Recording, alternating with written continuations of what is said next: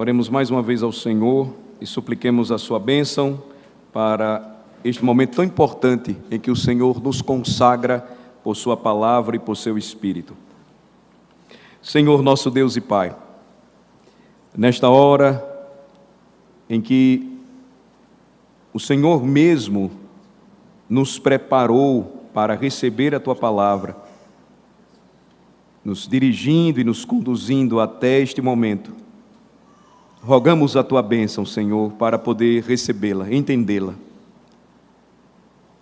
Senhor, nós temos desafios todas as vezes que nos deparamos com o teu santo e bom livro. Por ser um livro antigo, por falar de verdades tão profundas e antigas, homens como nós, vivendo neste tempo, enfrentam grandes barreiras e abismos temporais, de entendimento e interpretação, mas o maior de todos eles, o desafio de discernir espiritualmente tudo aquilo que o Senhor revela e é verdade, e é a verdade. Assim, Senhor, rogamos a tua bênção, pedimos a iluminação do teu Espírito para receber a tua palavra nesta noite. É a tua palavra, Senhor, e ela é a verdade. Enxerga o homem aquilo que está diante de seus olhos. Dá, Senhor, ao teu povo olhos espirituais para enxergar a verdade que está diante de seus olhos. Pelos olhos da fé, Senhor, que possamos achar a Cristo e vê-lo nas Escrituras, pois Ele é a razão maior, central de toda a Escritura. Ajuda-nos e visita o teu povo nesta hora, pois sabemos que por tua palavra, a ação do teu Espírito, que aperfeiçoa e santifica o teu povo, é poderosa para trazer consolo, edificação, esclarecimento, convencimento, transformação, confrontação, arrependimento e fé. É o que precisamos, Senhor, todas as vezes. Concede-nos a humildade necessária para ouvir a tua voz.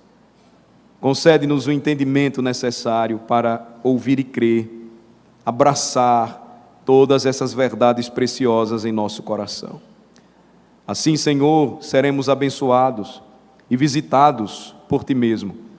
Abençoando as famílias do Teu povo, o Senhor preservará aos casais, aos pais e aos filhos, às crianças e aos jovens, aos adultos e aos velhos. O Senhor trará conforto para os enfermos, paz para aqueles que estão aflitos e com temores em sua alma. O Senhor trará força para os que se sentem fracos. Vem, Senhor, nós te pedimos e nesta hora dá aquela porção abençoadora do teu Espírito, derramando-o sobre nós neste momento em que precisamos de compreensão e entendimento da tua palavra. Oramos assim em nome de Jesus. Amém. Meus irmãos, Levítico capítulo 6,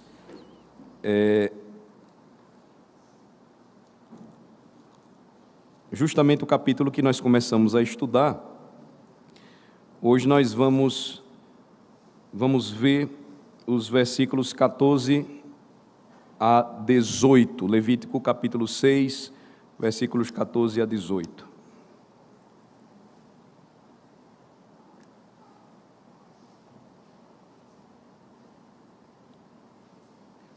O que nós já estamos vendo desde o capítulo 6 é as ofertas que já foram apresentadas nos 5 primeiros capítulos de Levítico, mas primeiramente na perspectiva do adorador que levava a oferta. A partir do capítulo 6 nós começamos a ver a perspectiva agora da parte do sacerdote que era o receptor da oferta dos adoradores, exercendo a função de mediador.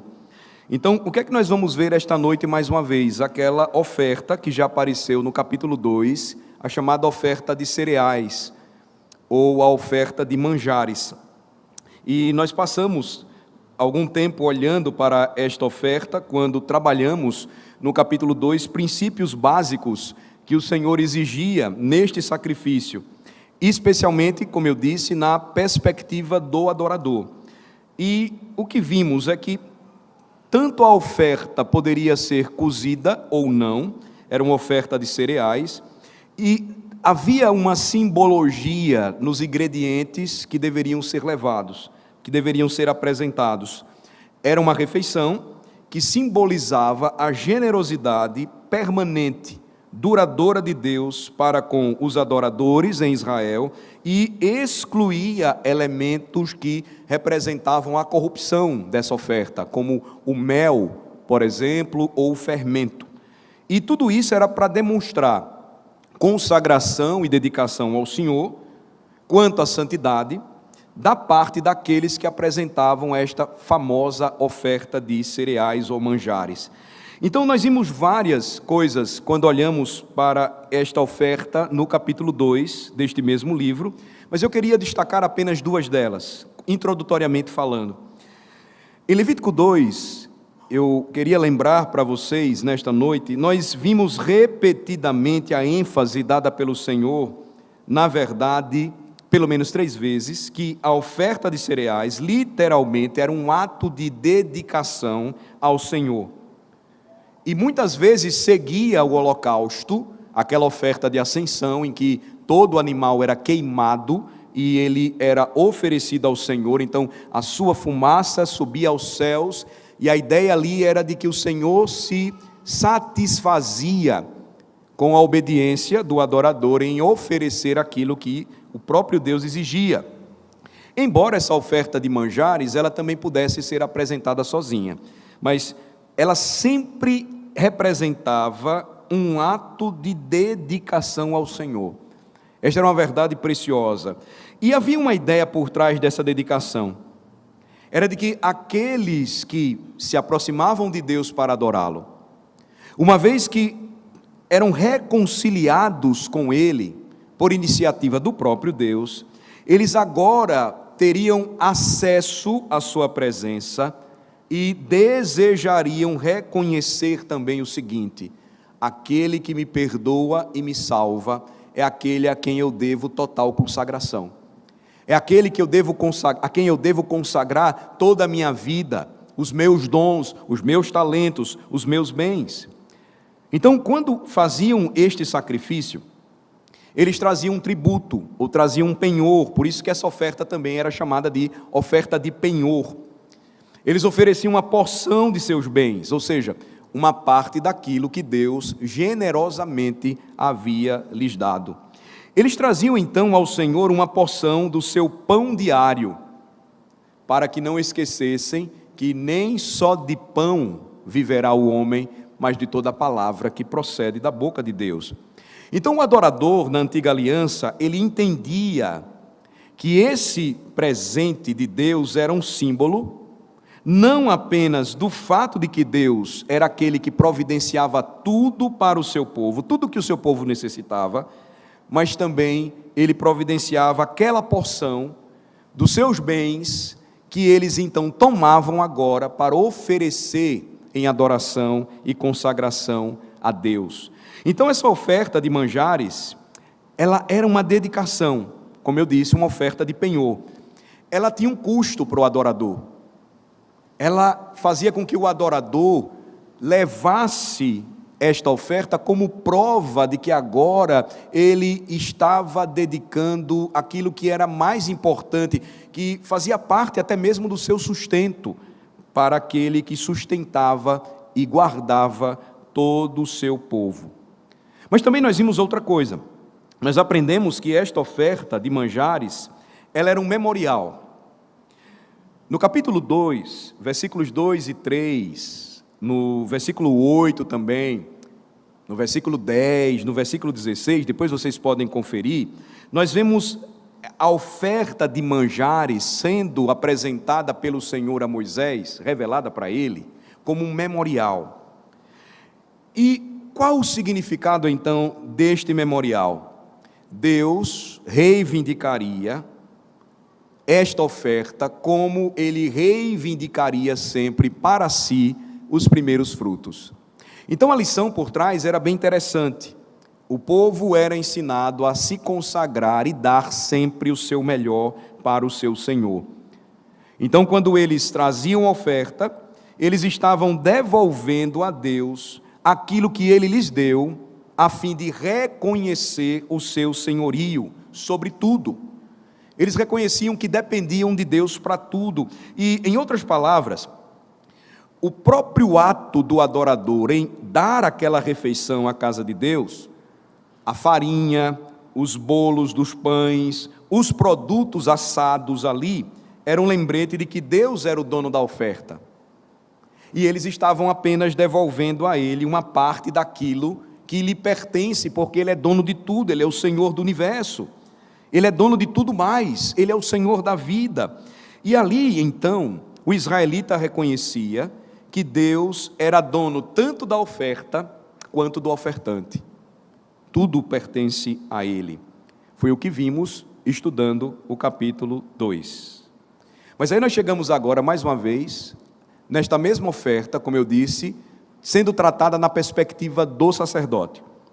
Então, Levítico 6, versículos 14 a 18. O foco agora está no papel dos sacerdotes e, de forma resumida, você tem um aspecto agora aqui de dedicação da oferta de cereais sendo repetida, especialmente nos versículos 14 e 15, mas qual seria o verdadeiro foco desta passagem? O destaque da ação dos sacerdotes envolvidos nesta oferta, depois em que ela era queimada e oferecida como uma porção memorial. Guardem isso, mais adiante nós vamos explicar melhor. E o que eles fazem também com o restante dessa oferta tem um tremendo significado espiritual para o crente adorador da antiga aliança, mas também para nós, hoje, crentes na nova aliança. Porque à medida em que compreendemos o seu significado, à luz da gloriosa revelação de Deus em Jesus Cristo, nós vamos perceber a sua culminância. Ou seja, como tudo isso apontaria para Cristo é o nosso desafio, mais uma vez nesta noite, pedindo auxílio do Espírito Santo para compreender. Então vamos ver o texto, versículos 14 a 18. Esta é a lei da oferta de manjares. Os filhos de Arão a oferecerão perante o Senhor, diante do altar. Um deles tomará dela um punhado de flor de farinha da oferta de manjares com seu azeite, e todo o incenso que está sobre a oferta de manjares. Então o queimará sobre o altar, como porção memorial de aroma agradável ao Senhor. O restante dela comerão Arão e seus filhos. Asmo se comerá no lugar do santo. No pátio da tenda da congregação o comerão. Levedado não se cozerá. Sua porção dei-lhes das minhas ofertas queimadas. Coisa santíssima é, como a oferta pelo pecado e a oferta pela culpa. Todo varão entre os filhos de Arão comerá da oferta de manjares. Estatuto perpétuo será para as vossas gerações, dentre as ofertas queimadas do Senhor, tudo que tocar nelas será santo. Há pelo menos aqui 3 ou 4 verdades que eu gostaria de destacar para os irmãos nesta noite. A primeira delas, que eu gostaria que você observasse bem, é que na oferta de cereais o adorador se entregava a Deus, ele se consagrava a Deus, a ideia de entrega. Veja só, nos versículos 14 e 15 nós veremos isso. E esse temor, ele deveria produzir no adorador uma espécie de alegria solene. Não era uma alegria irreverente, não era um fervor selvagemente desrespeitoso, mas era um fervor reverente, era uma alegria solene. Era a alegria de se estar na presença de Deus, após ter a certeza e a garantia de que é Ele quem perdoa os pecados de seu povo. Segundo lugar, eu também gostaria que você visse especialmente, nos versículos 16 e 18, que é Deus quem desenha, simbolicamente, um círculo de admiração ao redor de todas as atividades de seu tabernáculo. É como se ele cercasse o seu povo, o envolvendo em tudo isso. Era o objetivo dele, fazer com que o seu povo entrasse em sua presença para ter comunhão com ele. Mas tudo que estava envolvido nesta adoração precisaria ser santo. E assim, haveria uma alegria santa, uma bem-aventurança solene, que era experimentada pelo adorador quando ele entrava no tabernáculo e ele era envolvido nesse círculo divino de admiração. Eles entravam e ficavam admirados na presença do Senhor com tudo aquilo que ali estava acontecendo. Terceira verdade, o versículo 17 vai nos mostrar. Nós vamos ver que nem mesmo o menor detalhe deste serviço de culto seria insignificante para o Senhor. O nosso Deus é preciso e detalhista naquilo que Ele faz e nos ensina. Por isso, Ele teria grande preocupação com os mínimos detalhes do que lhe seria oferecido na adoração. E em quarto lugar, os sacerdotes também nesta passagem, eles deveriam comer o restante desta oferta de cereais, não tanto para o seu pagamento, mas para a segurança do adorador. Parece de imediato, quando nós lemos que o que deveria ser comido pelo sacerdote tinha a intenção de alimentá-los, ou de alimentá-lo, quando na verdade havia algo envolvido ali no tocante à proteção, à segurança do ofertante, na atitude do sacerdote. Então vamos ver por partes. Primeiro, a oferta de manjares ou de penhor era uma entrega simbólica do adorador na antiga aliança a Deus. Esse era o sentido, esse era o significado. Olhem novamente comigo para os versículos 14 e 15. Nestes versículos, a oferta de cereais ou de manjares é apresentada como uma entrega simbólica de nós mesmos a Deus. Esta é a lei da oferta de manjares, verso 14. Os filhos de Arão a oferecerão perante o Senhor diante do altar. Um deles tomará dela um punhado de flor de farinha da oferta de manjares com seu azeite e todo o incenso que está sobre a oferta de manjares. Então, queimará sobre o altar como porção memorial de aroma agradável ao Senhor. Aqui, irmãos, nós vemos na entrega da oferta de manjares um ato simbólico, onde o adorador dedicava tudo o que tinha e tudo o que era propriedade e corpo para o Senhor. Ou seja, o ofertante pertencia a Deus e a oferta também. E isso é o que está sendo declarado aqui na oferta de cereais. A refeição ou o grão representava a devoção do adorador, a leal dedicação do servo de Deus ao se apresentar para prestar culto ao Senhor de toda a terra. Como Deus é Senhor e providenciou tudo o que temos, esse tipo de oferta, irmãos, era uma expressão pública de devolução ao Senhor, da parte do adorador, daquilo que lhe era devido. Então, havia uma consagração de corpo e alma, e também de dons ou presentes pertencentes ao adorador, ao próprio Deus. E assim, esta era uma oferta na qual o adorador expressava a sua total consagração para com o seu Deus. Isso é importante, porque revela algo que por vezes nós pensamos ser simplesmente mecânico, ritualístico e frio naquilo que Deus determina. Não pensemos assim. Quem gosta da bagunça, da desordem, da informalidade é o diabo. Ele é quem promove isso, por vezes, no meio do povo de Deus, e infelizmente é o que nós estamos percebendo em um tipo de adoração desrespeitosa, irreverente, disforme, cada dia mais no meio da igreja. Não foi assim que Deus ensinou ao seu povo. Ele ensinou que por meio da ordem e da decência, por meio da reverência com a alegria, do fervor com a solenidade, ele então seria adorado da forma que ele deseja. E ele deseja da parte do seu povo total dedicação. Nós não podemos nos aproximar para adorar a Deus sem esse sentimento, sem o coração preparado para isso.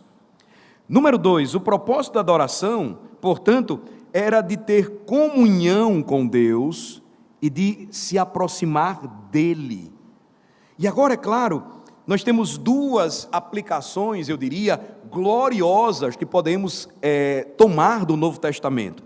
A primeira delas eu já usei quando nós estudamos Levítico 2. Eu queria chamar você novamente para ela, Romanos capítulo 12, por favor. Carta aos Romanos, capítulo 12. Você vai notar que a linguagem que o apóstolo usa, neste quesito aqui, ela é levítica. Agora, encontrando o seu pleno cumprimento em Cristo, obviamente. Veja que Romanos 12, versículos 1 e 2, nos revela o apóstolo Paulo convocando os crentes a dar tudo de si mesmos a Deus como sacrifícios vivos, ou seja, o propósito da adoração, quando o crente se aproxima de Deus, é oferecer-se a Ele para que se tenha comunhão, de fato e de verdade. Rogo-vos, pois, irmãos, pelas misericórdias de Deus, que apresenteis, ou que ofereçais o vosso corpo por sacrifício vivo, santo e agradável a Deus, que é o vosso culto racional. E não vos conformeis com este século, mas transformai-vos pela renovação da vossa mente, para que experimenteis qual seja a boa, agradável e perfeita vontade de Deus. Observem que o cumprimento, então, de tudo aquilo que foi ensinado pelo Senhor na antiga aliança, alcançaria plenitude no próprio Senhor Jesus Cristo.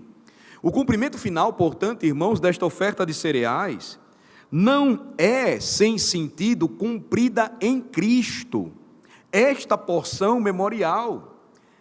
Eu tenho dito, irmãos, e este tem sido o nosso grande exercício, pesquisa e investigação, quando estudamos as Escrituras do Antigo e Novo Testamentos. O conceito memorial na Bíblia não tem nada a ver com uma mera lembrança. Isso faz com que o que fazemos no dia do Senhor perca sua força. Isso faz com que enxerguemos os meios de graça de uma forma afastada do que diz a Bíblia, quando ela revela que é por meio destes meios de graça que o Senhor aperfeiçoa o seu povo, promovendo o desenvolvimento da sua salvação. Por que esta oferta de cereais, ela encontra o seu cumprimento final na obra do próprio Senhor Jesus? Deixe-me repetir mais uma vez.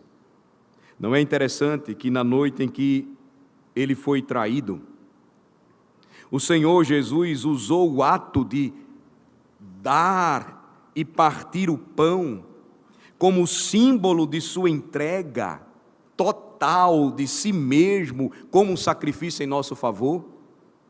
A entrega de seu corpo, de sua pessoa inteira, como um sacrifício ao Senhor.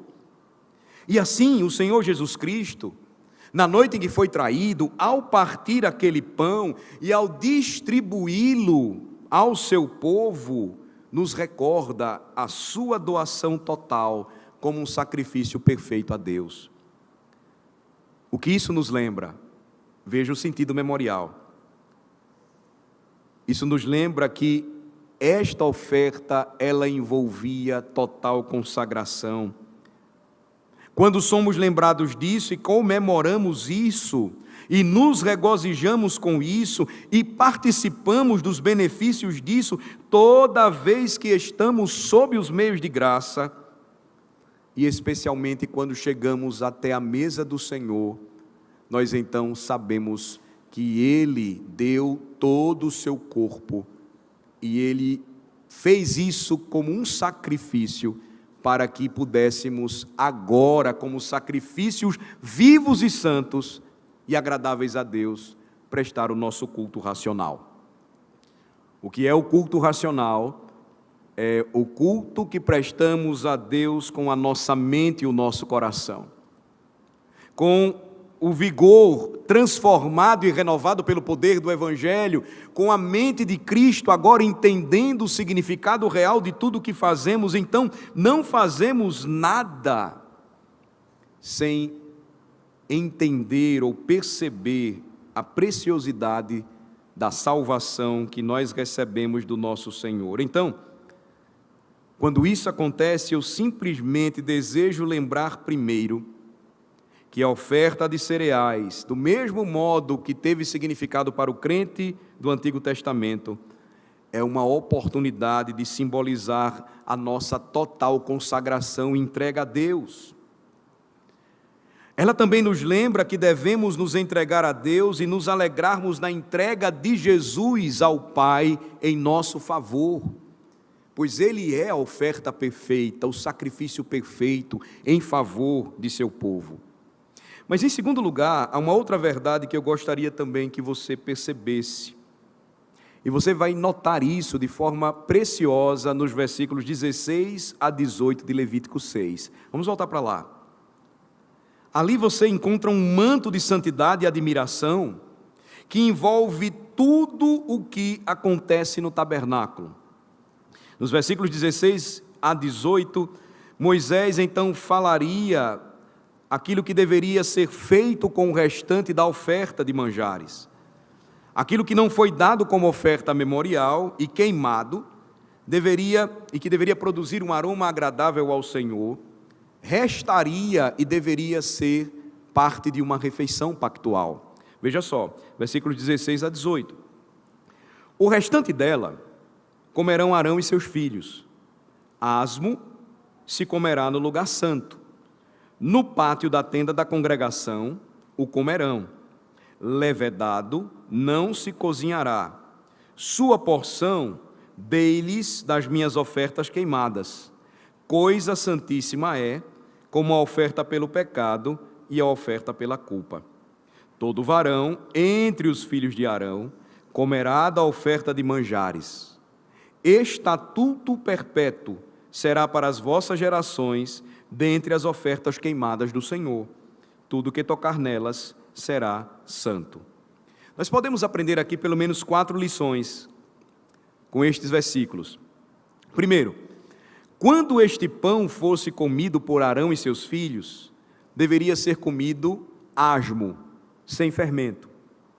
Não poderia haver fermento na massa ou no bolo que prepararia o pão. Veja, quando nós estudamos Levítico 2, vimos que este era um sinal de pureza e consagração. Não deveria haver nada na oferta de cereais, nada na farinha, cozinhada ou não, que pudesse contribuir para o seu apodrecimento ou deterioração. Precisava ser comido assim, sem fermento. Segundo, observe que só deveria ser comido no pátio do tabernáculo. Observe, se comerá no lugar santo. No pátio da tenda da congregação o comerão. Esta é a segunda observação. Terceira, apenas os homens, varões, descendentes de Arão, poderiam comê-lo.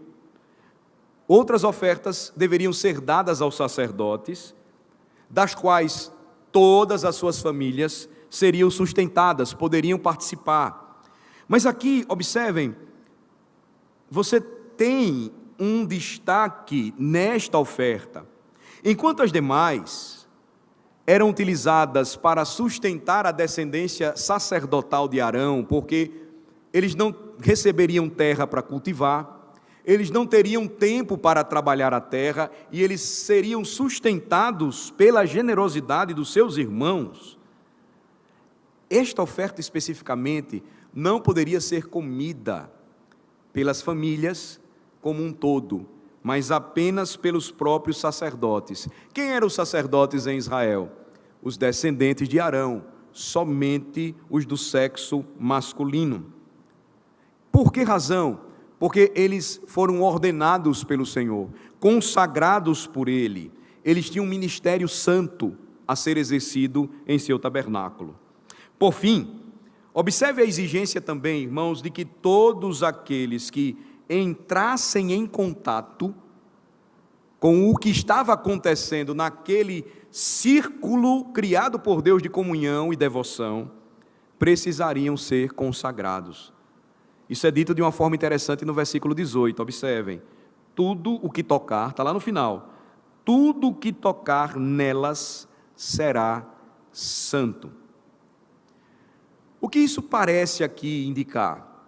Que se provavelmente você, por um acidente, tocasse na sobra desta oferta de cereais, você seria consagrado.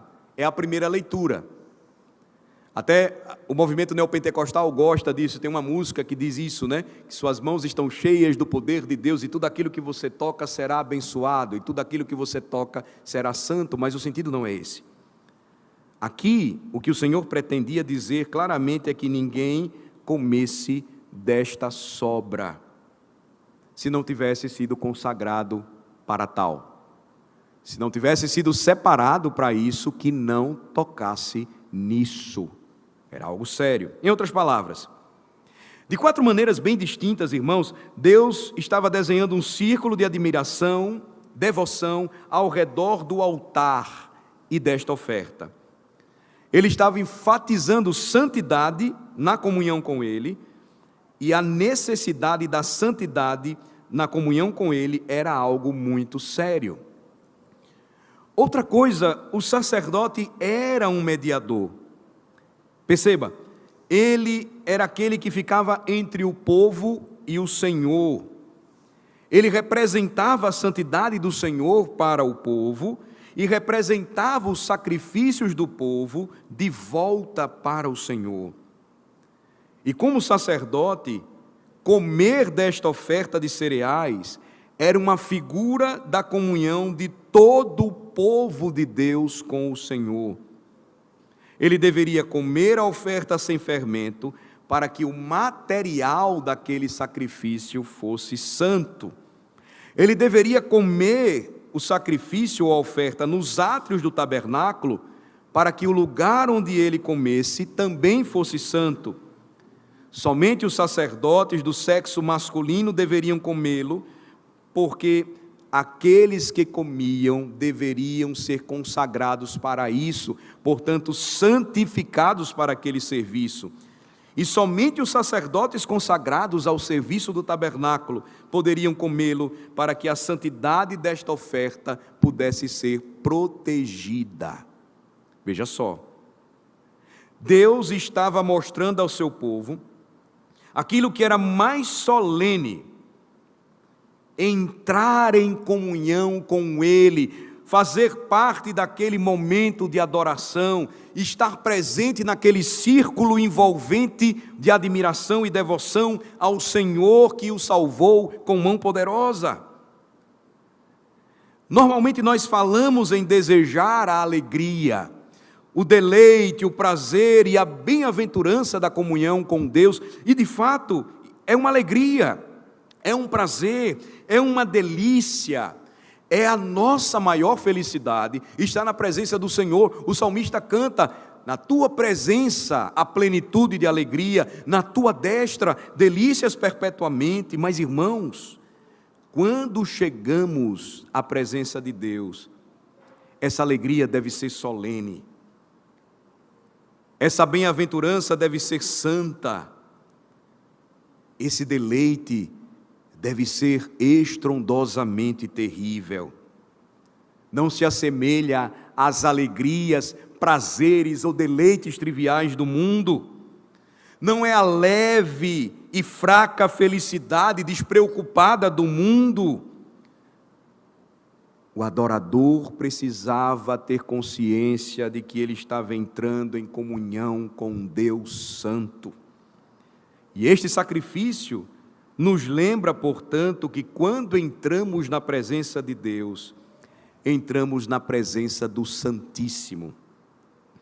E então, ele desenha um círculo de admiração ao redor do altar e de suas ofertas. E se ele fez isso na antiga aliança, quanto mais deveríamos ir à sua presença, vindo ao Monte Sião com esta solene alegria, com uma felicidade sagrada, com um deleite cheio de temor, não banalizando o privilégio da sua presença, não diminuindo de forma alguma a sua alegria, mas reconhecendo quão profundo é estar na presença de Deus. Quando Moisés estava na presença de Deus, vocês lembram em Êxodo, ele tirou as sandálias de seus pés a mando do Senhor, porque ele disse: você está pisando em terreno santo. Onde está o terreno santo hoje? Em Israel? Absolutamente não. O terreno santo sempre está onde o povo de Deus se reúne em toda a face da terra para prestar culto a Deus. Meu professor de teologia bíblica no seminário costumava dizer: onde o povo de Deus pisa o seu pé, o Senhor diz, aí é terreno santo. Vocês conseguem perceber isto? Vocês conseguem refletir que povo somos nós? Quem você é como um cristão, seguidor de Cristo? Onde nós pisamos, onde nós nos reunimos, seja aqui nesta cidade, seja na selva, no meio da Amazônia, seja debaixo de uma árvore na África, ou seja em esgotos escondidos na China, ou em quartos reclusos no Oriente, onde o povo de Deus se reúne para adorar o Santo. Esse terreno é solo santo. Essa é uma verdade preciosa, porque quando o povo de Deus se reúne para adorá-lo em nome de Cristo, estar na presença de Deus, com tanta frequência nas Escrituras, provoca no meio do povo de Deus, não essa felicidade passageira, não esta admiração fugaz do mundo, mas temor e tremor. E a questão é por quê, meu irmão? Porque Deus, o nosso Deus, nos diz a Bíblia, é fogo consumidor. E assim a alegria do adorador é uma alegria solene, e esta mesma oferta nos lembra acerca disso. Em terceiro lugar, até a menor coisa, o menor detalhe que fazemos na adoração é muito importante para Deus. Veja o versículo 17.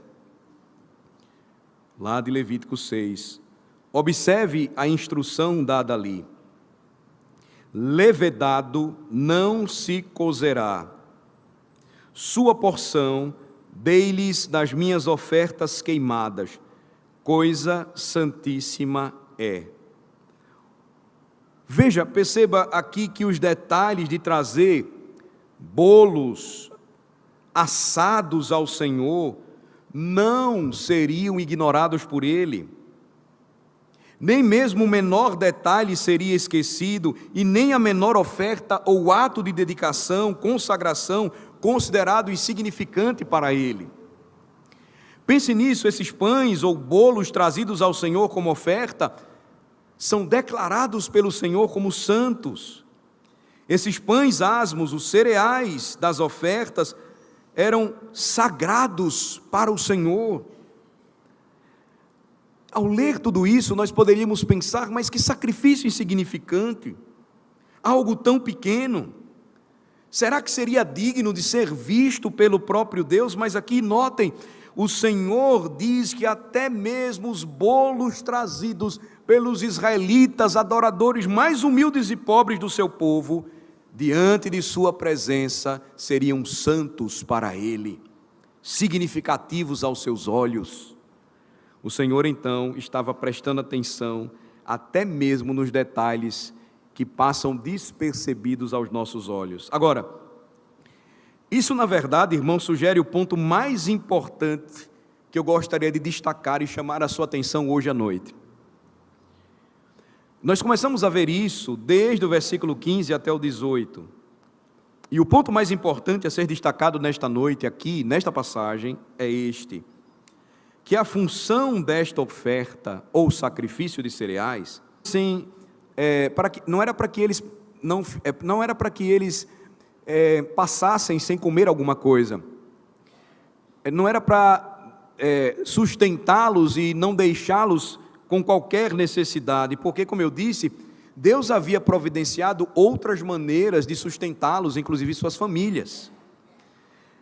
Não era tanto aqui para o pagamento sacerdotal, mas perceba, era para a própria segurança do crente. Então, a ênfase principal aqui, do começo ao fim, na perspectiva dos sacerdotes, estava nas ações desempenhadas por estes homens, que significavam o seguinte: que esta oferta era adequada e que ela estava sendo recebida pelo Senhor. Eles eram santos mediadores entre Deus e o povo, entre o povo e o seu Deus. E tudo o que faziam nesta oferta, tudo o que lhes foi ordenado a executar nos versículos de 15 a 18, teria como objetivo confirmar ao adorador que sua oferta foi aceita por Deus. Sem um mediador, o povo não conseguiria adorar a Deus. Veja o versículo 15, por exemplo. Quando você olha para ele, quando esta oferta era levantada, o sacerdote deveria tirar dela um punhado de farinha fina e queimá-la no altar. Para quê? Qual o objetivo? O que acontecia? Para que o crente que estava adorando ao Senhor no tabernáculo pudesse ver a fumaça de seu sacrifício subindo para os céus, subindo para o Senhor. Então, era uma imagem da eficácia daquele sacrifício subindo ao Senhor. Ele podia ver isso com seus olhos, ele podia enxergar isso fisicamente, mas não parava por aí. O que ele via também era o sacerdote comendo o sacrifício. O sacerdote era consagrado à obra do Senhor.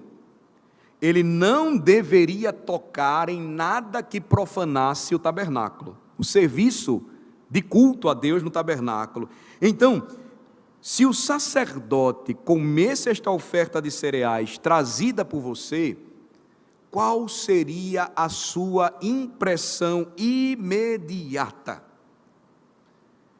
Eu trouxe aquilo que atendeu os requisitos determinados por Deus em sua palavra. O sacerdote aceitou, ele queimou parte dela.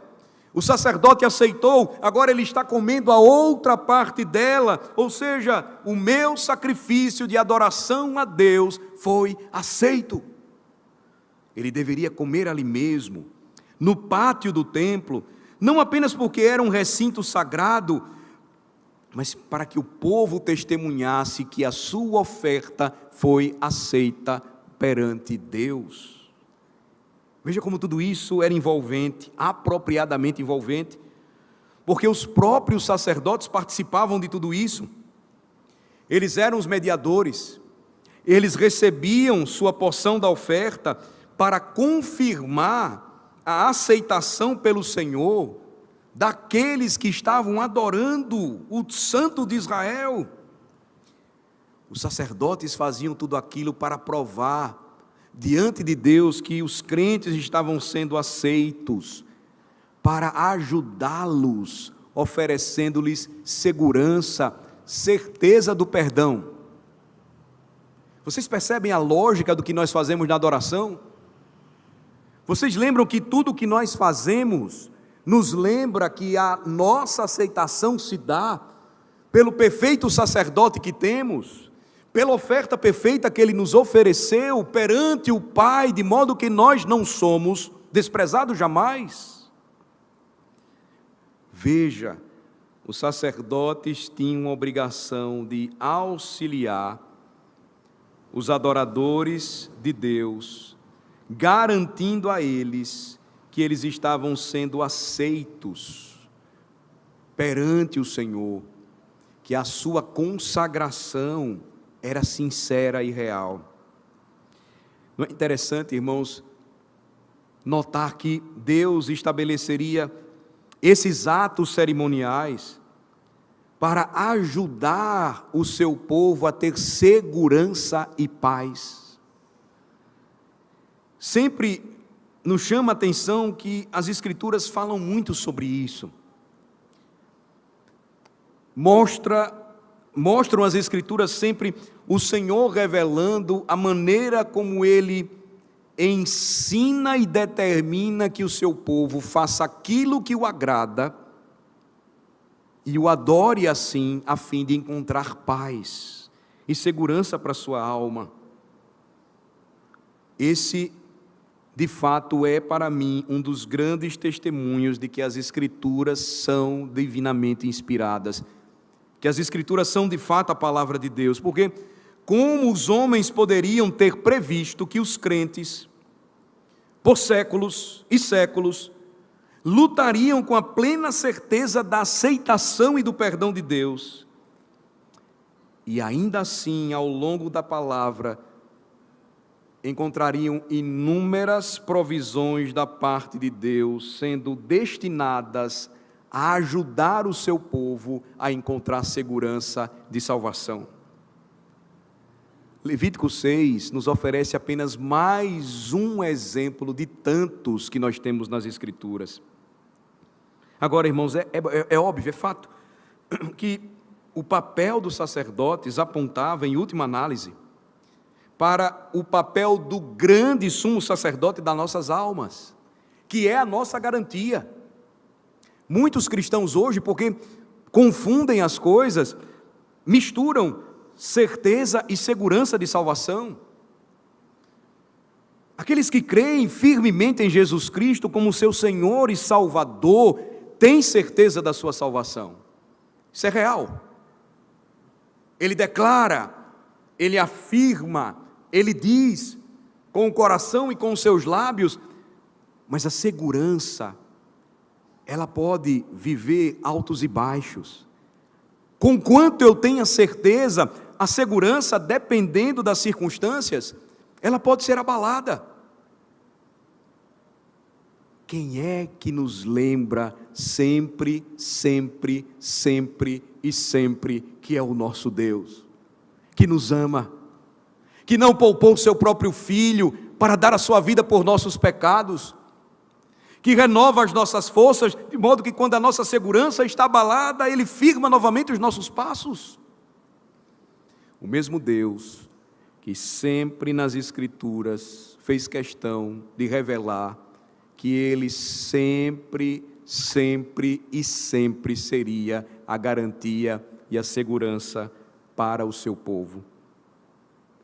O crente é assegurado pelo sacrifício de Cristo, sabendo que não é apenas um pão asmo que foi oferecido ao Senhor, mas em suas próprias palavras, este é o meu corpo que é dado por vós, este é o meu sangue derramado em favor de muitos.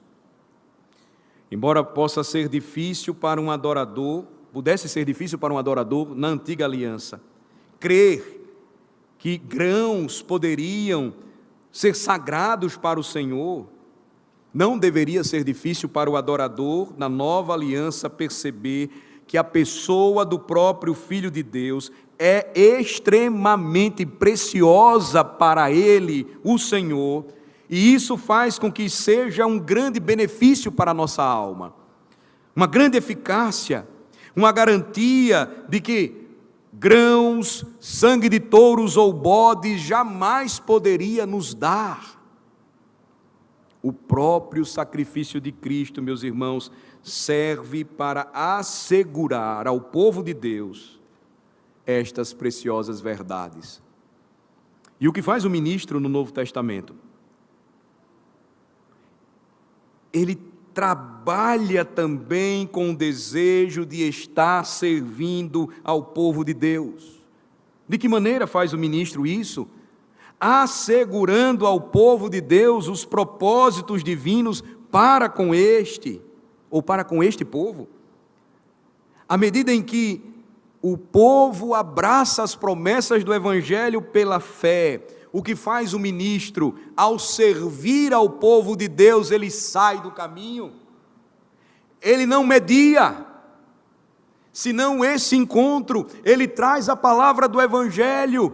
Quem ele anuncia? Cristo. E quando ele anuncia Cristo, ele sai. Se não há Cristo na pregação, aí sim, a mensagem herética, a falso evangelho, a distorção da verdade. Mas quando o ministro aponta o caminho do mediador, ele faz aquilo que deve ser feito. Ele diminui para que o Redentor cresça. Em algumas igrejas, o que nós vemos ainda hoje é a figura do homem como um sacerdote entre o povo de Deus e o altar. É assim em Roma, modificando apenas há pouco tempo, nos seus últimos concílios, mas ainda hoje algumas missas romanas são celebradas com o sacerdote entre o altar e o povo. Veja, a indicação simbólica disso é que aquele homem ainda está fazendo uma mediação para que o povo chegue à presença de Deus. Mas como é que os ministros reformados eles se postam? Atrás da mesa, não entre o povo e a mesa. E que indicação é essa? De que eles não são mediadores. Eles não fazem papel de mediadores. Quando eles agem assim, a mensagem clara e real, tendo a palavra em suas mãos, é: Jesus é o seu mediador, porquanto não há outro mediador entre Deus e os homens, pelo qual importa que nós sejamos salvos. Você vem até Ele, Jesus, e você não vem através de mim, o pastor, você não vem através dos ministros, você não vem através dos presbíteros, mas você vem a Ele pela graça do Espírito, através de seu sangue derramado. Você vem diretamente a Ele, Cristo Jesus, e você tem comunhão com Ele, Cristo Jesus, e o trabalho do ministro é garantir que você compreenda isso, e quando você entende isso, e é levado até o Salvador, ele sai da frente. Ele diz: olhe para Cristo, creia nele e seja salvo. Não há salvação em nenhum outro nome, porque não há outro nome dado entre os homens pelo qual importa que sejamos salvos, porque somente nele, encontrando-se com ele, há plena certeza de que nós somos aceitos por Deus. E você sabe, a beleza do sacrifício do Senhor Jesus Cristo é que não foi um sacrifício que trouxemos para Deus. Você sabe disso. Foi um sacrifício que o Pai e o Filho fizeram em nosso favor. Há um acordo, a Bíblia menciona, na teologia reformada nós chamamos de pacto da redenção entre as pessoas da Trindade, em que o Pai elabora o plano da nossa salvação. O Filho vem na plenitude dos tempos, encarna e executa o plano da nossa salvação. E quem aplica a salvação na alma do povo de Deus? O Espírito Santo. Nós não trouxemos esse sacrifício a Deus. Não tivemos absolutamente nada a ver com esta oferta. E mesmo assim, suas consequências e resultados ainda hoje são ofertados a todos os que confiam em o nome de Jesus. Você entende onde tudo o que o Senhor preparou iria culminar? Você entende que assim como no passado, sem fazer o que Deus exige, ainda hoje o homem não pode se achegar a Deus, e o caminho sempre será o mesmo, por meio do sangue, por meio do sacrifício. Mas esse não é um sacrifício que o adorador apresentaria. mas um sacrifício que seria para o seu benefício, ofertado pelo próprio mediador, quando entregou a sua vida pelos pecados de seu povo. Irmãos, isso deveria mudar a nossa perspectiva quando nós nos dirigimos à igreja, à casa de Deus. Isso deveria mudar a nossa perspectiva como nós enxergamos o Evangelho. Como nós temos aprendido no Evangelho de João, pelas manhãs, aos domingos de manhã. Isso deveria mudar a nossa perspectiva como nós olhamos para Cristo e adoramos a Ele. Veja com que grande amor nos tem concedido o Pai, a ponto de sermos chamados filhos de Deus, e de fato nós somos. Porque essa perfeita oferta garante para nós certeza e segurança de salvação. Então você pode ir e vir. Você pode vir do jeito que você está. E se você pertence a Ele, Ele não vai te abandonar jamais. Você pode chegar aqui todo quebrado, todo moído, cheio de dúvidas, dissabores, tristezas, decepções, e você se encontra com essa perfeita oferta. Você é lembrado que o sangue purifica tudo, perdoa tudo, redime de tudo. E você não sai do mesmo jeito que entrou.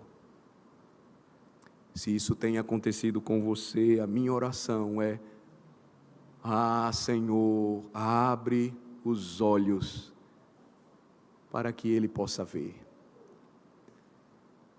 Que grande bênção nós experimentamos juntos aqui, adorando aquele que é o perfeito sacrifício, a oferta e penhor da nossa gloriosa salvação. Vamos orar.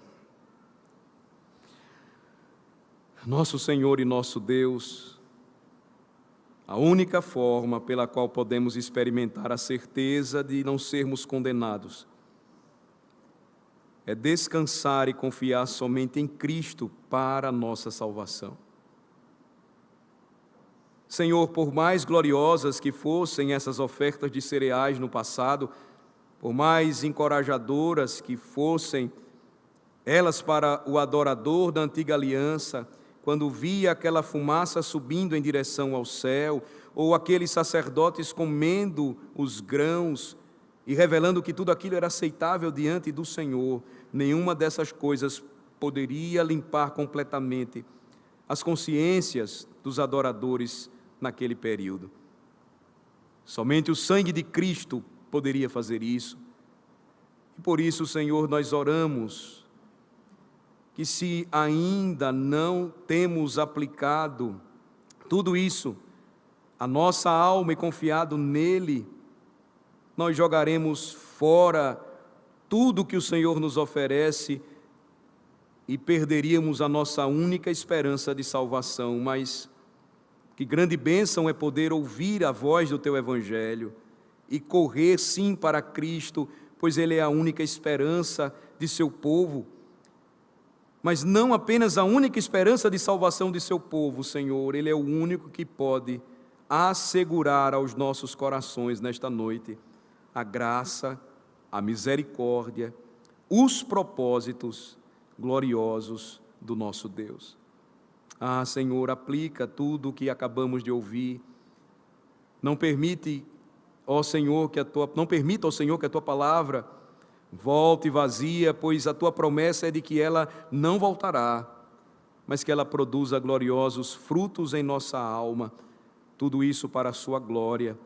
Pedimos em nome de Jesus. Amém.